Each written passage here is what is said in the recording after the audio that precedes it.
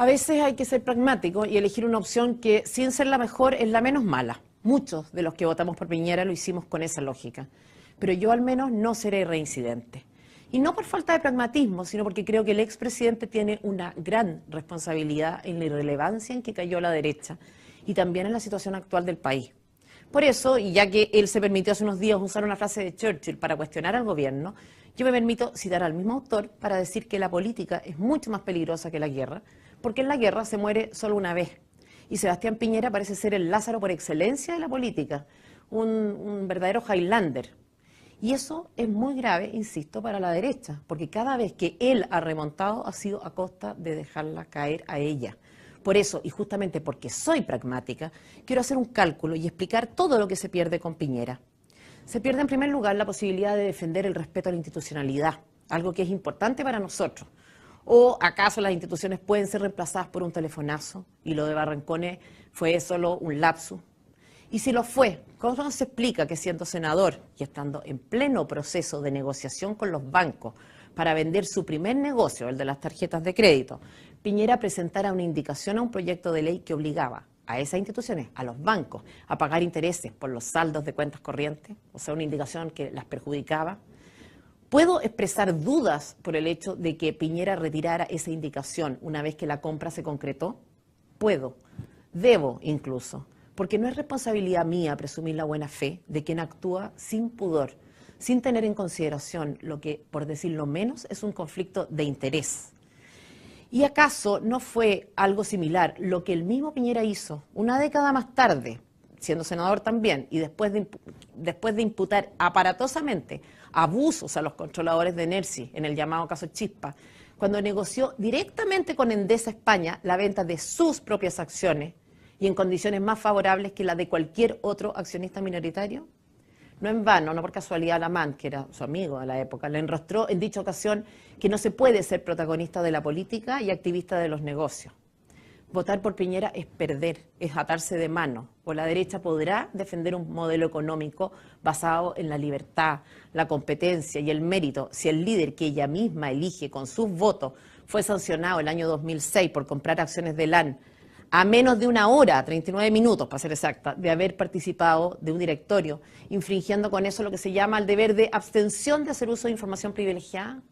¿No pierde fuerza acaso la defensa del mercado si el que hace de cabeza fue multado por la superintendencia con una sanción un poco inferior a 20.000 UF? Sanción que además Piñera pagó reconociendo así su culpabilidad o en el mejor de los casos mostrando indiferencia absoluta respecto de su propia honra. Era obligación suya como director de LAN no hacer esa compra que iba en desmedro de accionistas minoritarios, de la misma empresa y del mercado en general. Piñera no es el mal menor.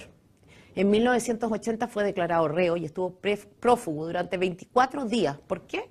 Porque el banco del cual era gerente general había prestado montos equivalentes a 5 veces su capital, pese a que la norma, que todavía está vigente, solo permitía que correspondieran al 25%. Bajo su administración, además, según su propio testimonio del año 1982, ese banco había creado docenas de compañías falsas o de papel que, según reconoció el propio Piñera, no eran sujetos de crédito solvente. ¿Para qué? Para simular créditos y comprar con la plata prestada al banco acciones de ese mismo banco. Y todo lo que digo se recuerda poco porque el rescate bancario de la época permitió que las compañías y los créditos fueran anulados, de modo que Piñera no se vio obligado a reembolsar el capital y los cargos, además, nunca se investigaron. Y también porque el expediente en cuestión, según informan los medios, curiosamente está perdido. Eso no impide en todo caso que uno pueda reconstruir la historia, como lo he hecho yo, revisando la prensa de la época. Por eso reitero, ¿con qué cara puede la derecha ganar una batalla cultural? ¿Con la cara de una persona que encarna la antítesis de aquellas cosas en las que se supone cree? Sebastián Piñera está salpicado también por el escándalo del financiamiento político, o más que salpicado, empapado. Y hasta ahora no explica por qué pagó bonos a ejecutivos de sus empresas con platas provenientes de Aguas Andinas, Soquimich y 2 empresas más, justamente el año 2009, o sea, año de elecciones. Todos cometemos errores y podemos enmendar rumbo. Nadie es en su totalidad ángel o demonio. Por eso mi intención en este comentario no es hacer un juicio moral de Piñera, ni demonizar a quien en algunas áreas tiene un talento indiscutible, sino simplemente cuestionar que se trate de una opción presidencial que la derecha pueda considerar como conveniente o como menos mala que otras. La derecha es una especie en peligro de extinción, entre otras cosas, porque el único presidente que eligió en los últimos 35 años cambió a tal punto el eje izquierda-derecha que prácticamente no le dejó espacio de sobrevivencia. Porque ese mismo presidente la criminalizó llamándola cómplice pasiva, pese a que él solo sacó provecho económico de lo que hoy él denomina una dictadura. A veces hay que ser pragmático, pero nunca a costa de la autoaniquilación. Eso fue Sebastián Piñera para la derecha, y yo al menos, por el momento, no voy a renunciar a buscar una forma real de sobrevivencia.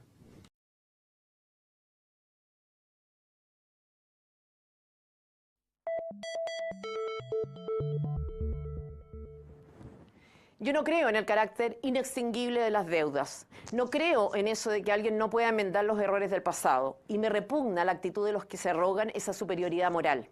No creo tampoco que alguien deba pagar intereses a perpetuidad por algo que ya pasó. Nadie tiene derecho a cobrar una deuda de por vida. Por eso voté por Piñera, porque creo en el cambio. Por eso, cuando tuvo aciertos, los destaqué. Por eso estuve de acuerdo en la idea de que elegirlo podía ser un mal menor. Estuve de acuerdo, pero no voy a cometer 2 veces el mismo error. Y si alguno cree que tengo algo personal contra Piñera o una antipatía visceral por él, no es así. Tampoco pretendo darme un gustito con la supuesta mejor carta de la derecha. Mi juicio sobre Piñera es un juicio político. ¿Por qué creo que el expresidente no es el mal menor? Porque pienso que Sebastián Piñera es un ludópata, un jugador compulsivo que no resiste la tentación de apostar. Este es un defecto psicológico que le reporta dividendos también en el área política, pero que deja demasiados perdedores a su paso. Revisemos un poco la historia. En materia política, ¿quién fue el único ganador de su gobierno? Los índices económicos que lo acompañaron fueron muy buenos. La tasa de desempleo que tuvo fue muy baja. En ese contexto era fácil darle espacio a sus ministros para que se lucieran, para que alguno hiciera posible mantener el poder. No lo hizo. Y lo que no hizo para otros, lo consigue ahora para sí mismo y revierte un nivel de aprobación popular muy bajo con bastante habilidad. Como sus negocios, su gobierno fue un gobierno de pasada. Pensemos ahora en los negocios y en el origen de su fortuna. El candidato de la derecha más competitivo, el favorito, no paga costos e invariablemente obtiene beneficios. ¿Es esa una característica deseable para la conducción de un país? Algunos ejemplos. Es sabido que LAN obtuvo el permiso para operar en Argentina gracias a una coima y que la responsabilidad por ese hecho la asumió Ramírez, el vicepresidente de Desarrollo de Negocios de LAN, y Cueto. El hecho es que el argentino condenado por la justicia por este asunto, se llama Ricardo Jaime y era el ministro de Transportes de la época, tuvo en ese tiempo muchas reuniones con Cueto, pero en varias de ellas también estaba Piñera. Y Piñera no era solo uno de los accionistas principales de la empresa, también era director y socio clave de Cueto. El punto es que sin hacer nada ni saber nada se vio favorecido por un delito ajeno, violando así la máxima jurídica que impide aprovecharse tanto del dolo propio como del ajeno. En un acto de filantropía, suponemos, Soquimich, Penta y Aguas Andinas financiaron irregularmente parte de su campaña. Algunos de ellos pagaron el desliz con la cárcel, otros están siendo procesados por la justicia. ¿Qué recibió él? Solo la ventaja de esos aportes. No supo nada ni hizo nada, pero el financiamiento le llegó. Y como si eso fuera poco, la plata que iba a la campaña le sirvió para pagar bonos a sus ejecutivos de Chilevisión.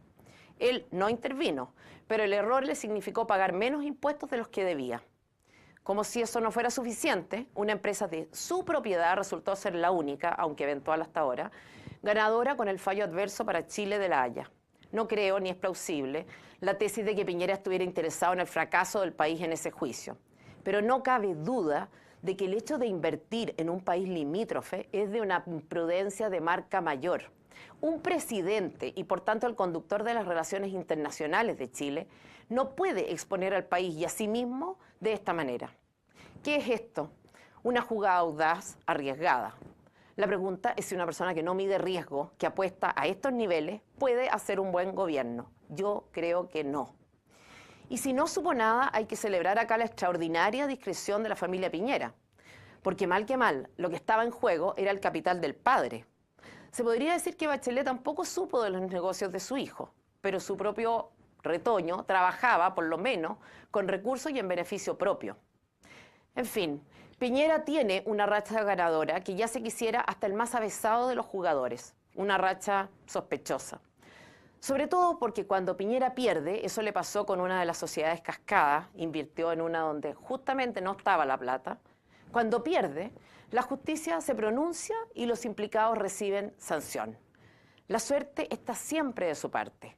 Nada de la ley de las probabilidades, la ley de Murphy. La historia del presidente demuestra exactamente lo contrario. La principal fortaleza de Sebastián Piñera es, en resumen, su capacidad de capitalizar las ganancias y de socializar las pérdidas. Un estadista, un gobernante de categoría, opera con otra lógica. Sacrifica cosas, pero con criterios distintos. Proyecta a largo plazo. Piñera, el ludópata, el que gana siempre, el que apuesta compulsivamente, no es capaz de hacer eso. Y no porque tenga mala fe, no por avaricia, simplemente porque su naturaleza lo traiciona. El juego de Piñera durante su gobierno fue el que hizo, recordemos, que Bachelet fuera posible, que radicalizara su posición, porque estuvo siempre al lado izquierdo de la cancha. El juego de Piñera fue el que sacrificó a las personas que lo apoyaban sin demasiada o ninguna consideración. El juego personalista de Piñera fue el que hizo imposible cambiar el eje de las discusiones.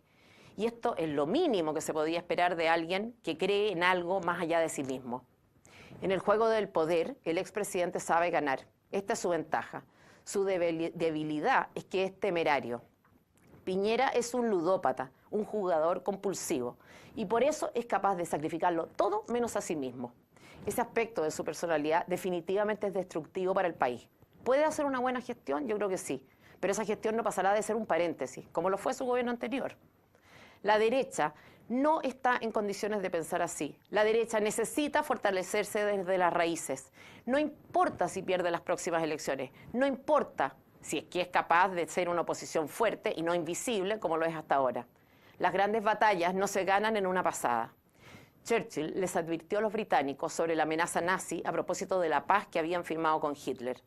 En esos años les dijo a sus compatriotas, les dieron a elegir entre el deshonor y la guerra. Eligieron el deshonor y tendrán la guerra. Fue una profecía. Todos los que creen en el mal menor, todos los que piensan a 4 años plazo, que se den un tiempo, que reflexionen, que caigan en la cuenta de que Piñera no es el mal menor. Un buen estratega es el que sabe dejar una oportunidad, el que sabe perder algo para ganar otra cosa mejor, el que tiene la perspectiva general del juego y no solo de una jugada. Piñera es, insisto, un jugador compulsivo. Que nadie se deje engañar pensando en él como el redentor. Lo mismo creyó la democracia cristiana con Bachelet, y así estamos.